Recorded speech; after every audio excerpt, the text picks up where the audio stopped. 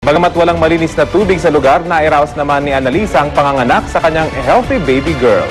Wala pa raw silang maipangalan sa bata, pero mungkahi raw ng mga kasama nila sa evacuation center, Sendang daw ang ipangalan sa bata.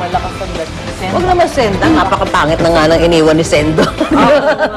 Dapat maganda. Hindi pa binibinyagan. Nakapalayaw lang. Nakapalayaw lang. Kasi yung nandun niya, golden eh. Pag-asa. Pag-asa na lang. Ayaw ganda. Pag-asa. Pwede rin tapuso. Heart. Pag Sendang, maalala mo, ay kasi yun. Napaka-negative eh. Hope. Baby Hope. Parating natin yan, iparating natin. Yes. Merry Christmas, Baby Hope. Samantala, unti-unti namang bumabangon mula sa kalamidad ang marami nating kababayang nasalanta ng bagyong Sendong. At sa Isla Bugnao, sa Cagayan de Oro City, matyagang nililinis ng mga residente ang mga putik na bumalot sa kanilang mga bahay. Ang mga hindi naman pinalad na masalba ang kanilang matahanan, lalo na yung mga nasa delikadong lugar, may relocation site na maaring lipatan. Pero libre po ang lupa, pero nangangalap pa ng pondo para sa pagpapatayo ng mga bahay. Ang problema, katabi naman po ito ng isang bundok na pinangangambahan naman nilang maaring magkaroon ng landslide. At malayo rin daw ito sa kanilang kabuhayan. Sa pinakauling tala ng National Disaster Risk Reduction and Management Council, umabot na po sa 1,061 ang bilang ng mga nasawi sa hagupit ng bagyong Sendong. Samantala, kamusta naman natin ngayon ang sitwasyon sa Iligan City at naroon live si Salima Refran. Salima? Pia, kahit na Pasko, magpapatuloy pa rin ang search and retrieval operations para sa mga nawawalang biktima ng bagyong Sendong dito sa Iligan City. Ayon sa Iligan CDRRMC, nasa 400 pa rin ang nawawala nila mga kababayan. Kaya kahit Pasko, tuloy pa rin ang paghahanap. Iniutos din ito ng National Disaster Risk Reduction Management Council. Nagtutulong-tulong ngayon ng AFP, PNP at iba't ibang rescue groups para sa retrieval operations. Sa ngayon, hanggat may mga sightings sa mga posibleng mga katawan, nagpapatuloy ang search and retrieval operations. Magkakaroon din ng skeletal team ang NBI para tuloy-tuloy din ang forensic autopsy sa mga katawan kahit nasa Christmas weekend. At yan muna ang latest mula dito sa Iligan City. Pia? Maraming salamat, Salima Refran. At bilang bahagi pa rin po ng ating pag-abot ng tulong sa mga biktima ng bagyong Sendong, tuloy-tuloy pa rin ang ating isinasagawang telethon dito sa unang hirit. Maaari kayong tumawag at magbigay ng donasyon sa GMA Kapuso Foundation na siyang magdadala nito sa mga biktima ng bagyo sa Cagayan de Oro at Iligan City. Handa pong sumagot sa inyong mga tawag ang ating mga volunteer, kaya tawag na sa numerong 981-1951 hanggang 60. At tuloy-tuloy lang po ang ating pagtulong ngayong Pasko. Pasadahan naman natin ang mga maaksyong balita sa umagang ito sa ating Ronda Report.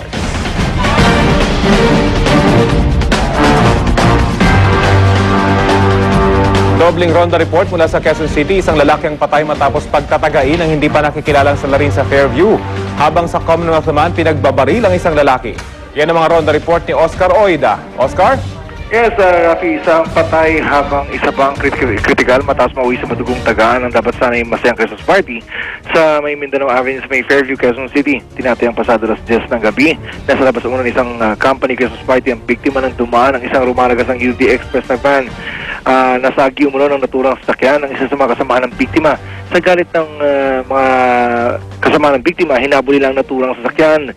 Pero nagulat na naman sila bilang huminto ang mga ito at naglabas ang mga lalaki na may mga dala-dala ng mga patalim. Pinagtataga ang mga biktima. Ang isa ay agad na binawi ng buhay habang isa naman ay naisugod pa ng ospital. Samantala, Rafi, di pa nakalipas ang ilang minuto, isang pagpatay rin naganap sa may Barangay Commonwealth Avenue sa may Pilot Drive. Isang lalaki naman daw ang sanay kakain sa may karinderya doon nang bigla na silang tampangan ng di ba nakilalang mga suspect. Matapos ng pamamaril, agad umalis ng mga suspect, iniwang patay ang biktima. Sa mga sa dito, Rafi, ay patuloy na inimbestigahan ng mga otoridad ang dalawang magkahiwalay na insidente ng pagpatay. Rafi? Maraming salamat, Oscar Oida. Isang Paskong puno ng hinagpis naman ang dumating sa buhay ng mga taga-Sitio Camias, Barangay Mambugan, Antipolo City. Patay ang 8 residente doon matapos araruhin ng isang 10-wheeler truck ang ilang kabahayan sa lugar. Bukod sa mga bahay, sinuyod din ng truck ang isang bilyaran kung saan marami ang naging biktima. kinailangan pang iangat ang truck para mayalis ang marami sa mga biktima, kabilang ang 13 sugatan. Base sa paunang investigasyon, nawala ng preno ang truck sa palusong na bahagi ng Antipolo at saka bumangga sa isang owner-type jeep. Bukod dito, tinamaan din ang isang pampasaherong jeep bago bumangga sa isang pedicab. Pagkatapos kumabig ang truck pakaliwa, sumalpok sa puno at saka inararo ang mga bahay. Sa gitna ng retrieval operation, nakita ang iba pang set ng plaka sa loob ng truck at ilang sachet ng hininalang shabu at drug paraphernalia. Ang driver ng truck, todo tanggi namang nagdodroga siya. The plastic just happened to jump inside. Bakit may shabu? Di ba? Kaya, oo nga. Bakit may shabu dun sa ano niya? Don't tell me, may nag-plan ko, no? Diba? Sa, ayan, no? Grabe, no? Talaga Kawawa. Parang wala lang, ginagawa mo lang yung usual things na ginagawa mo. Nasa bahay ka lang. Di ba? Nasa bahay ka, nagliligpit ka, tapos parang... Well, actually, hindi yung danger ko doon ka nakatira sa mga gilid ng gilid ng kalsada. kalsada. Alam mo naman, siyempre, yung mga driver, minsan di mo disiplinado, di ba? Di mo alam. Ano lang yung mga ganyang trahedya this time of the year. Di ba, papasko, Pagpapasko, yan. expecting ka kompletong pamilya, tapos biglang nalalagasan yung pamilya mo. Pero dyan sa lugar na yan, napakadami ng aksidente. I remember siguro mga 5-6 years ago, parang ganyan din eh. May 8 namatay dahil Pag sa accident. nawala ng preno, Kasi talagang di ba yung mga tuloy-tuloy na ganon? pababayan. Di ba dapat may mga rules about that? May law na dapat, di ba, there's a certain number of meters you're supposed to be. Yeah, dapat ganun. in the road. Pero hindi naman nasusunod. Katulad nung sa Cagayan de Oro, lapit sa tubig. Samantala, time out daw muna si dating Ilocos Sur Congressman Ronald Singson sa politika sakaling makauwi na ito ng bansa sa susunod na taon. Ayon sa kanyang mga kaanak, posible raw makalaya si Singson sa January 14 kung hindi magbabago ang desisyon ng korte sa Hong Kong. Dagdag pa ng kanyang kapatid na si Ryan Singson na ngayon Ilocos Sur Representative, pag-uusapan pa raw muna ng pamilya ang tungkol sa politika pagdating ni Ronald. Pero palagay daw niya magne-negosyo na lang ang dating kongresista. Nakulong sa Hong Kong si Singson matapos mahatulang guilty sa kasong possession of illegal drugs. Bilis, ano? Oo nga. 18 months na. I wonder though kung wala na siyang drug problem. I mean, the fact that I she guess kung 18 months Baka na-rehab na siya. Wala pa rin may kasamang access. Kung sa Hong Kong kasi baka di nakakapuslit sa loob yung kokain dito kasi wala na lang. Dito sa atin, walang rehabilitation. Walang rehabilitation. Parang ka nang na-rehab no, ng sapilitan. 10 taong ka nakakulong, 10 na anak mo. Samantala, dahil sa lumalalang kaguluhan sa bansang Syria, tinasa po sa level 4 ng Department of Foreign Affairs ang crisis alert level doon. Sa ilalim nito, ipatutupad na ang mandatory repatriation o pagpapauwi sa mga Pilipinong nananatili sa Syria. Sagot naman ng gobyerno ang gasto sa pagpapauwi sa kanila. Ang kaguluhan sa Syria ay bunsod ng mga protesta laban sa kanilang Pangulo na si Bashar al-Assad. Samantala, 57 naman ang nasawi sa Baghdad, Iraq matapos ang magkakahiwalay na pagsabog doon. Aabot naman sa 179 ang sugatan sa mga pagpapasabog at karamihan sa mga lugar na pinasabugan ay teritoryo ng mga Shiite Muslim na minority sa Iraq.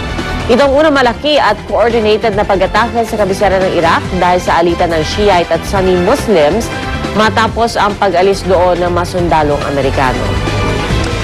Balita naman tayo mula sa mundo ng sports. Nahatulan ng pagkakakulong si Floyd Pretty Boy Mayweather Jr. dahil sa kanyang pananakit sa kanyang dating nobya. 3 buwan siyang mananatili sa Clark County City Jail sa Las Vegas, Nevada simula January 6 sa susunod na taon. Bukod pa riyan, pinagmumulta rin ng $2,500 o halos 110,000 pesos ang World Boxing Council welterweight champion. Inutusan din ng korte ang number 2 pound-for-pound fighter na maglaan ng serbisyo sa komunidad. At dahil sa nakatakdang pagkukulong kay Mayweather, nanganganib na naman ang posibleng bakbakan nila ni pambansang kamao Manny Pacquiao. Wala na laban sa mga. Yung May 5. Hindi kaya lang sinasadya nila yung pagkakulong niya para lang hindi makalaban sa kanya. Ibang nag-isip. Pagbaba ng desisyon ng korte. Yun talaga.